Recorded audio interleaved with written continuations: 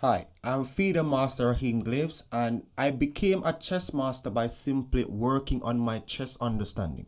I stopped going for the quick wins, the quick tricks and traps. Those are short-lived, guys. I had to take some time and unlearn all the bad habits I got during then and worked on my chess the right way. So in this video, I'll be talking about exactly what you guys can implement in your games to skyrocket your elo. So with no further ado, let's get right into it. Alright, I'm going to be going through one of my games explaining how I used to think and how I'm thinking currently. So, no dubious openings unless you have it prepared. So, I am simply just playing the Jobava London right now. This is me putting my knight on c3 and bishop coming to f4.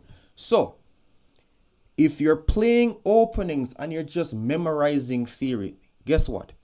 The minute somebody surprises you with like a move, you're cooked. That is not something you want in chess. Again, work on your chess understanding. Don't just look at, all right, in this position I play this move. Understand why was that move played. Am I bringing my bishop out to f4 because like I need to put pressure on the c7 pawn? Why don't I bring the bishop to g5 instead? All these questions you need to ask yourself. So I played e3. Now, it's very good if you have a fundamental background. And if you don't, it's really recommended that you try to get some fundamental practice. Just get some knowledge of what the general fundamentals are, the basics are in general. So, what do I mean by this? Here, I am putting a pawn on e3.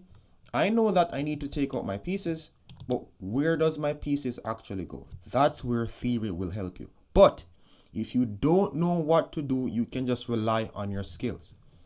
He played c5. Let's say that you don't know what you're doing. You would continue with moves like knight f3, bishop to e2. They are natural moves. Now, getting my feeder master title is basically just advancing from the principles.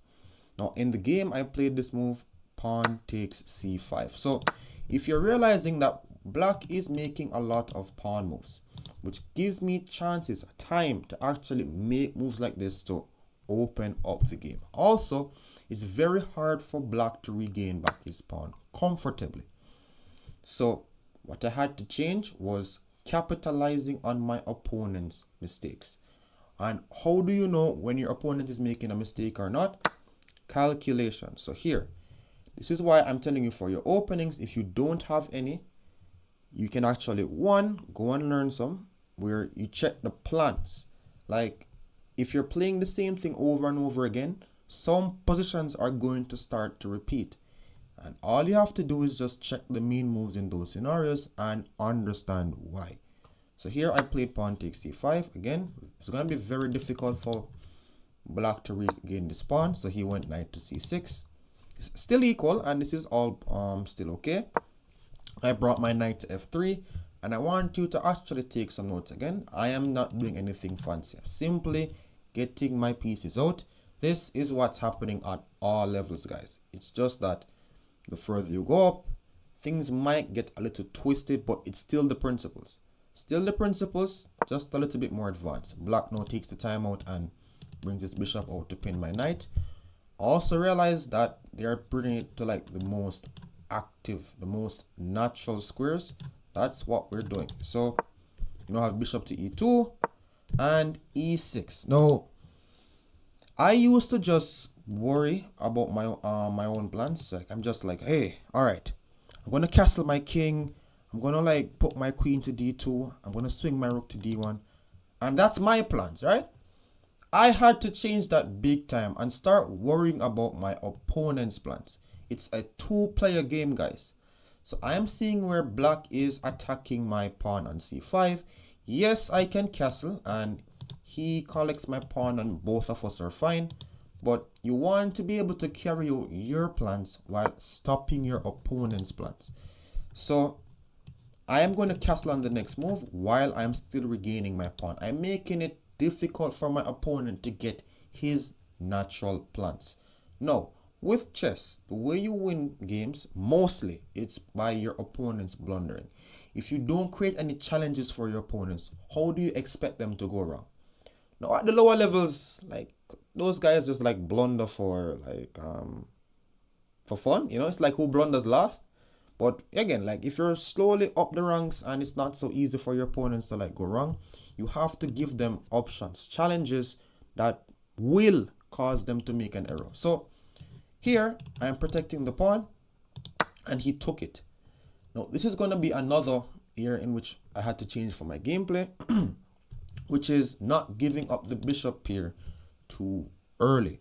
Bishops are super important, guys. And you guys might be wondering, like, why is Black giving up his bishop for free? It's gonna come down to like a double threat. So he played q to a5, and that's a fork. I simply moved my pawn to c3, and he recaptured on c5. So it was actually a equal trade. Now, I, as white, already love my position. I'm like, hey, he gave me the bishop here. And you're going to realize later down in this game how important bishops actually are. Now, whenever you have bishops, ensure that you have them on open diagonals. So like my bishop on e2 now, I have the bishop here. I don't want it to be in my half of the board being passive. If I can get it to a4, anywhere where it's like active, that's good. I played castles. No, I have officially completed the opening. Minor pieces are out, some center control, and we have no king safety. In the middle game, all I'm doing now is activating my pieces. And Black in this position made a move in which nobody is supposed to even have as a candidate when playing chess. Again, he has officially surrendered the bishop here. And this is going to be our main takeaway from this game.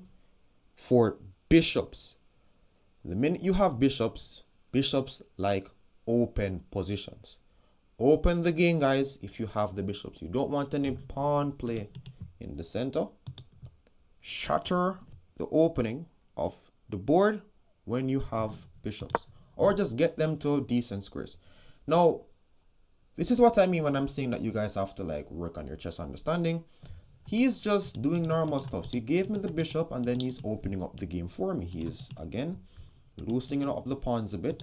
I simply moved my bishop to g5, hitting the knight. And I'm threatening to remove the guard of the d5 pawn. So another thing that I had to change is this. Don't try to just play a move just to attack a piece. Every move has to have a purpose. When I say purpose, I mean a plan. What is the plan for your pieces long term? Don't just attack a bishop.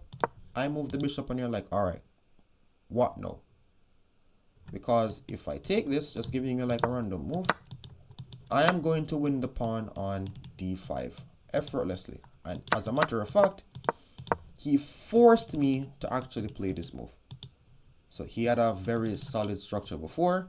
We call these one movers. You don't make them, all right? Ensure that all your moves comes with purpose. So, he's basically disconnecting the connection of the bishop with the pawn. I simply brought my bishop back to e2. And this is extremely dangerous. The man castled queenside, guys. Believe it or not, yes, this was done. And in his mind, he thinks that I'm going to take his knight on f6 and double his pawns, giving him like open files towards my king. And trust me, I know a lot of games where this would have been played on autopilot because they're like, I'm creating a weakness. No, you need to look at chess as active versus passive pieces. Now, what did I say about bishops earlier in this video? You need your bishops to be doing active work. So here, by me putting my bishop on f4, I am cutting this entire diagonal for myself. I am controlling squares in my opponent's camp, guys. You see what I'm doing? Controlling squares in my opponent's camp. And by you doing this on a consistent basis, more moves are going to start to show themselves. Once you look at this area, you're putting targets in that area of the board. It's going to start creating problems, challenges for your opponents to overcome. And that's where the blunders start to kick in. So he basically went pawn to a5, stopping any bishop to g4 ideas. And now we're going to be understanding how to use our pawns. I played pawn to b4. But why? Now, whenever you're using pawn storms, don't just push pawns to actually just attack random pieces. Remember, pieces will help with the checkmate. Pieces are what does the checkmating, guys. Unless, again, your opponents are just like way off the bat to be checkmated by a pawn. But most times, pieces are the ones giving the checkmates. And you want your pawn play to actually complement your pieces. So by me pushing b4, I could have a pawn to b5 break in the future to activate my bishop. If he takes my pawn, he's helping to activate my rook in the future.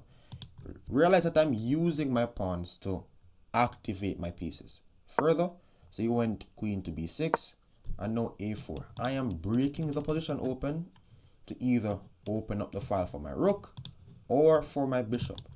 Don't just look at pawns as you rolling them up the board. It has to complement the pieces. So now we have a5. And talk to me. Do we play pawn to b5, attacking the knight, a one mover, or we open up that position? It's a no-brainer, guys. Pawn takes a5.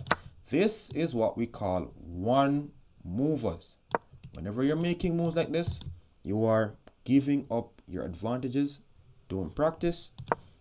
You're closing down pieces. All right? Open. Queen takes, and then I'm going to be swinging my rooks, my bishops. I'm trying to get into this area of the board. Once you get into blocks half, that's where the challenges starts to come. Rook to b1. By me taking, I'm not really looking at the pawns. I'm looking at my pieces, piece activity. Now the rook has gotten the open file. Rook protects. Bishop to b5. 1, 2, 3 pieces in the game, guys. And remember what I said in my past videos. Whenever you're playing, you need to ask yourself, what move is my opponent threatening? Like, why did white play bishop to b5? And if you just do nothing, you're going to realize that I am seriously threatening to checkmate him if he's not careful. So bishop takes c6 is the threat, guys. Your checks, your captures, your threats, the forcing moves. So you went q to b6 to meet this with q takes c6. Now, another thing that I see a lot of persons do is basically when they have like a discovered attack, they just have to play the discovery now. Like they can't wait. They have to be like they have to like do something with the discovery, or they think that they lost like a purpose of the game. But no. In chess, we always calculate moves in our opponent's area of the board. So even this move right now, pawn to a5, currently it is not coming to you guys naturally, but practice, and I repeat again, practice to play moves in your opponent's half of the board. That's how you get aggressive. That's how you actually win games more consistently. If he takes the pawn, I call this removing the guard. The queen is protecting the knight. So if the queen takes, then the same idea hits where he's getting checkmated. All right, rook to b8 is indeed checkmate. And if he takes with the knight, then he loses his queen. Bishop takes d7, followed by rook takes queen. Let me just go over again. So this is removing the guard. Let's say I want to make a move. A piece is defending. I make a move to remove that defender. So and again, this is supposed to be, again, moves in which you consider on autopilot, because that's how you think. You have rewired your brain to see moves in your opponent's half of the board effortlessly. All right. In the game, you play q to c5 to keep the pressure. The protection of the c6 knight. And I play q to a4. Remember, if I can't break through, I swing more pieces. I'm like, all right, I had 3 pieces in the game before. Why not bring a 4th one? Oops, a 4th one. If I can, I bring 5. All right, the more the better. So you went now king to d8, and I still took. So this is what's happening now. The same idea from before. So if he takes, he's losing material, guys. So he's supposed to resign now. He's basically down a piece. In the game, he took with the pawn and went out like this. But after rook to a7, how would you guys continue? This is supposed to be no-brainer chess. Either you swing more pieces, or it's like up to your preference. Just ensure that you're not trading off like your active pieces. Keep pieces on the board and checkmate your opponent. So right now, move in my opponent's side of the board. Do you see a checkmate in 2? Weak king exposed. We have q to e5 followed by q to d6, and that was game. So just understand by you getting your pieces to good squares and understanding the fact that bishops are super important, you will start to see chess a little bit differently from a positional point of view. Also, like, share, and subscribe for more videos like this, and thanks again for watching, guys.